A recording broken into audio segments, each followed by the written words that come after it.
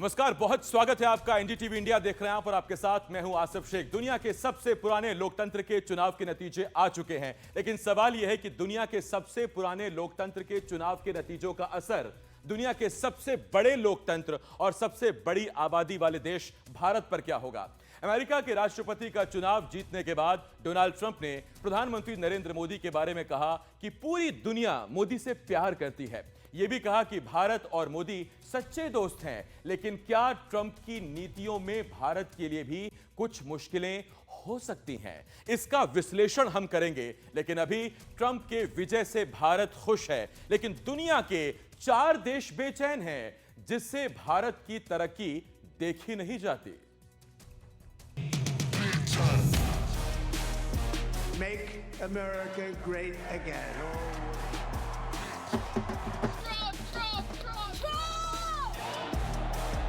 नमस्ते ट्रम्प, नमस्ते ट्रम्प, नमस्ते ट्रम्प, नमस्ते ट्रम्प।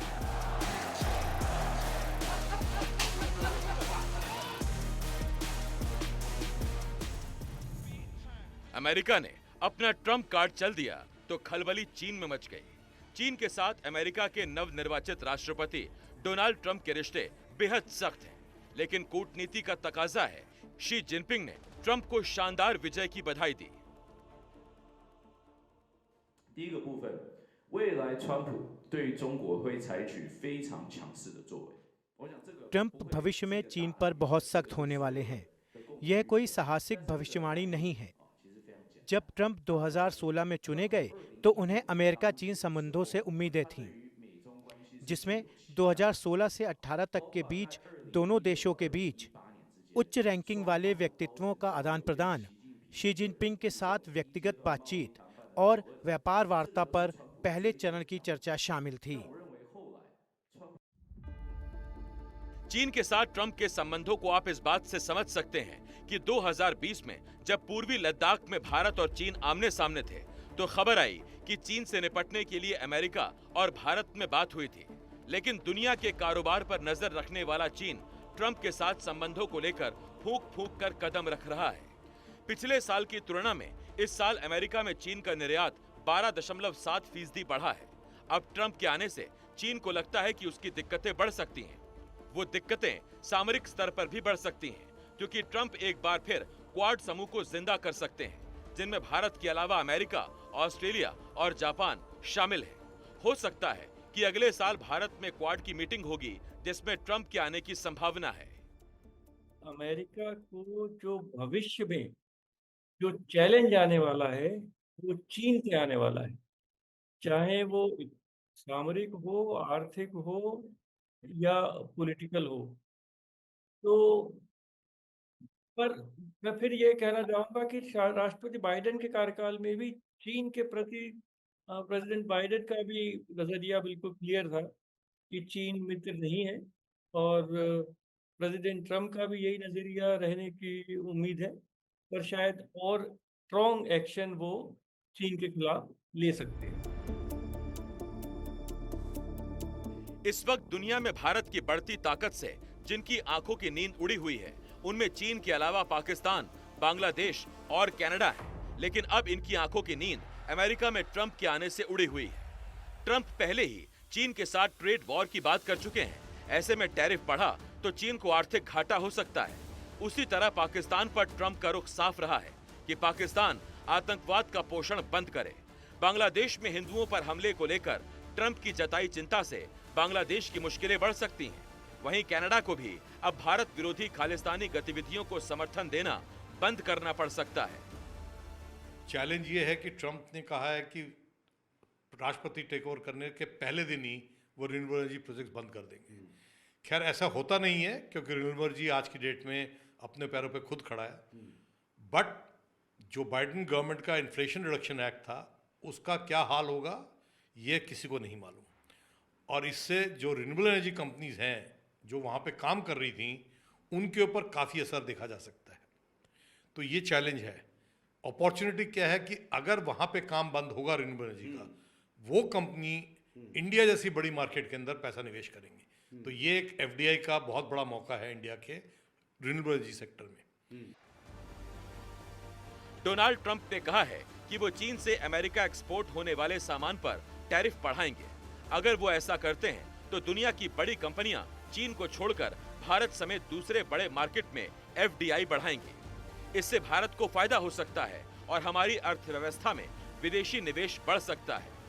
कूटनीति की दुनिया में ट्रंप और पीएम मोदी के अच्छे रिश्ते अब भारत विरोधी 4 देशों के साथ साथ भारत अमेरिकी आर्थिक संबंधों की कसौटी पर भी कसे जाएंगे। एनडीटीवी इंडिया की report. And hello to India.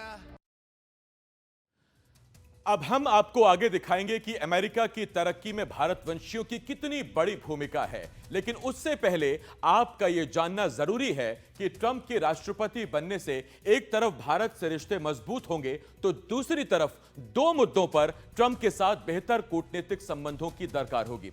ऐसा इसलिए कि वीजा से लेकर टैरिफ तक ट्रंप जरा टफ दिखते हैं। हमारी एक खास रिपोर्ट देखिए। He actually speaks very good English. We just don't want to talk. America के नवनिर्वाचित राष्ट्रपति डोनाल्ड ट्रंप से प्रधानमंत्री नरेंद्र मोदी की खास दोस्ती है। You are living proof that with hard work and devotion, Indians can accomplish anything.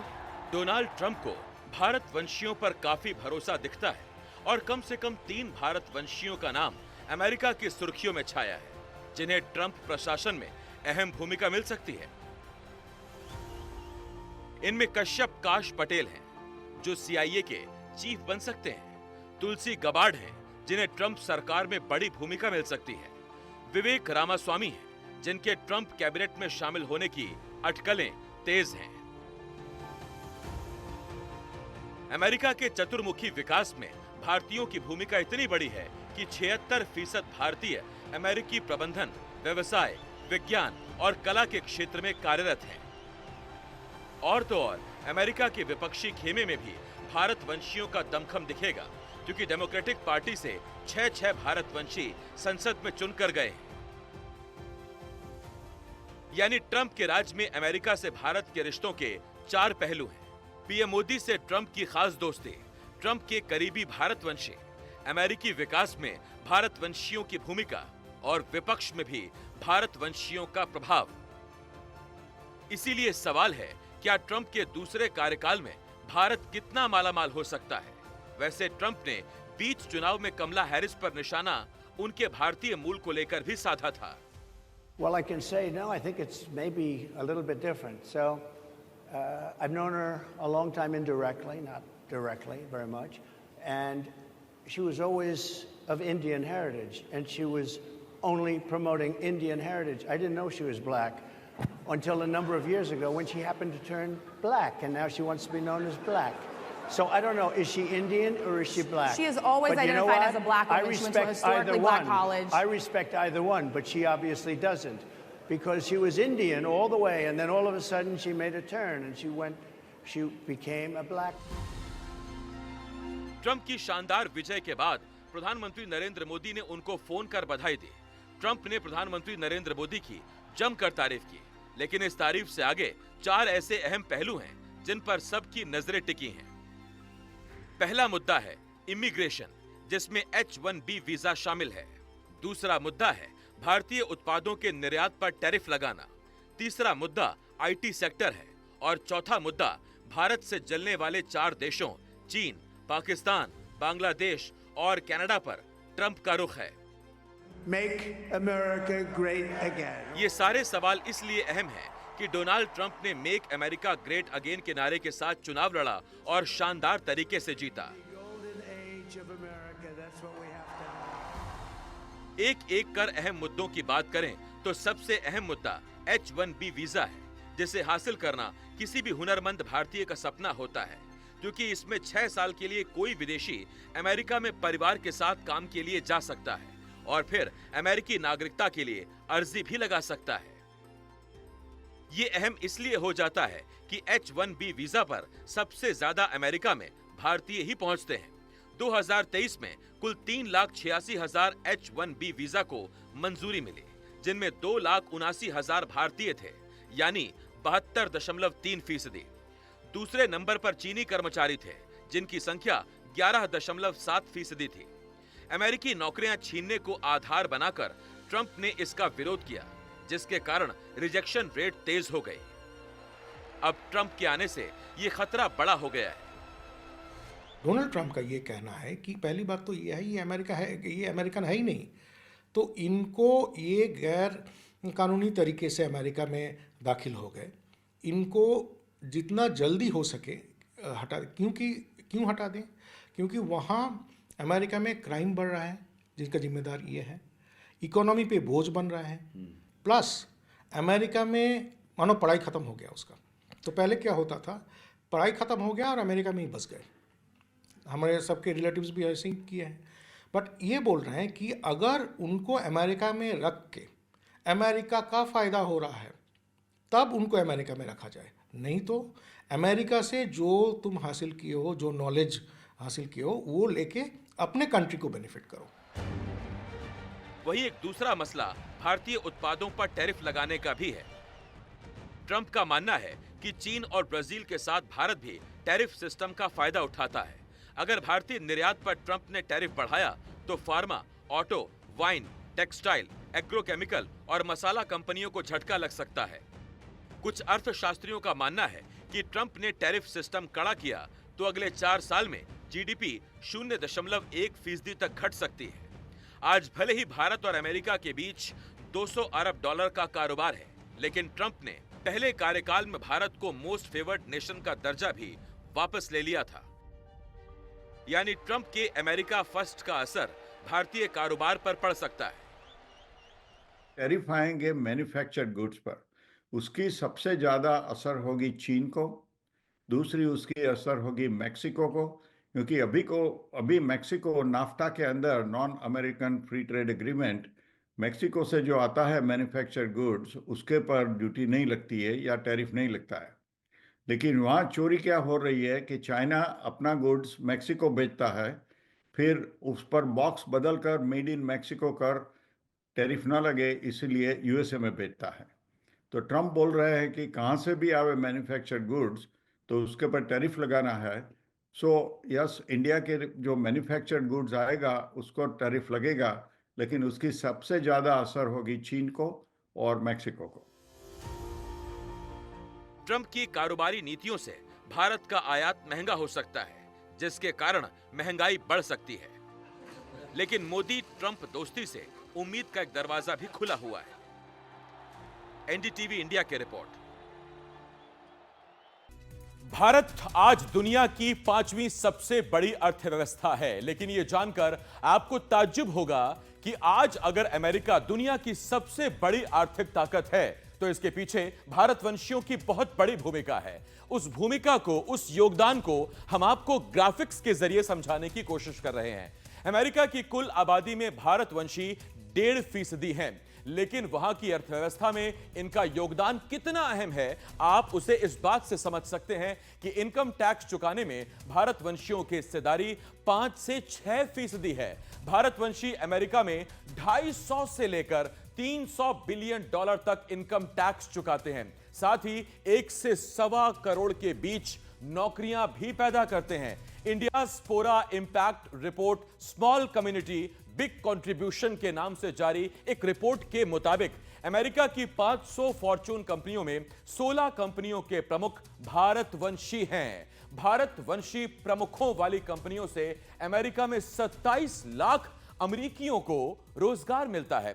इससे अमेरिकी खजाने को $1 ट्रिलियन का राजस्व मिलता है। अमेरिका में 648 यूनिकॉर्न हैं, जिनमें 72 भारतवंशी हैं और इनकी कंपनियों की कमाई $195 बिलियन है। इन भारतीय यूनिकॉर्न की कंपनियों से 55,000 से ज्यादा लोगों को रोजगार मिलता है। और इतना ही नहीं, अमेरिका के होटल कारोबार को देखें तो 60% कारोबार भारतवंशी चला रहे हैं।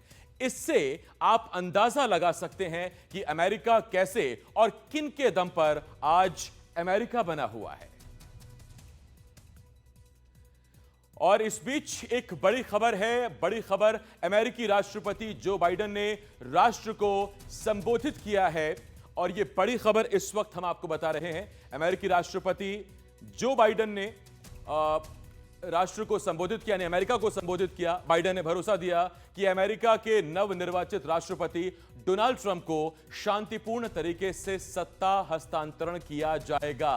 बाइडेन ने लोकतंत्र में लोगों की भावनाओं को आदर देने पर बल दिया है। अपनी पार्टी की तरफ से राष्ट्रपति उम्मीदवार कमला हैरिस के चुनाव अभियान की बाइडेन ने सराहना भी की है। अब आप यहां यह देखिए कि जो बाइडेन दरअसल 4 साल पहले की याद दिला रहे हैं, जब आपको याद होगा कि अमेरिका में जब डोनाल्ड ट्रंप को हार मिली थी पिछले चुनावों में, तो उस वक्त किस तरह की घटनाएं सामने आई थी, उस वक्त किस तरह की हिंसक झड़पें सामने आई थी। और ऐसे में अब जो बाइडेन ने संबोधित करके कहा है कि शांतिपूर्ण तरीके से सत्ता हस्तांतरित की जाएगी। हमें यहां एक छोटे से ब्रेक के लिए रुकना होगा, बहुत जल्द लौट रहे हैं, कहीं मत जाइएगा।